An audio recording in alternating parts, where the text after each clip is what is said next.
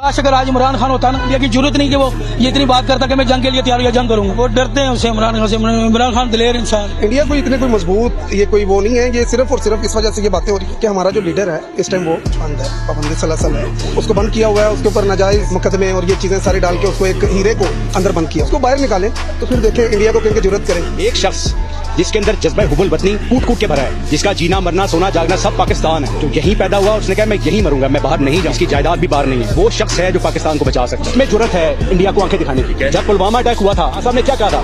We will not think of retaliation, we will retaliate। 2 साल से वो जेल में बीमार हुआ है, ना वो भागा है, ना वो डील कर रहा है। जैसा ना लीडर आया है और ना भी आएगा, वो अपनी भी अभी भी बात पे अड़ा हुआ है, ठीक है, डील नहीं करनी। इंशाल्लाह जब वो आएगा आप पाकिस्तान का नक्शा देख लीजिएगा। जब से खान गया, ड्रोन हमले वगैरह ये सारे होने लगे हैं, ठीक है। जब खान था, पाकिस्तान के लोग बाहर भी जाते थे, उनकी वैल्यू होती थी। मुखलस और खालिस एक ही बंदा था, उसके अलावा ना को आएगा ना आया।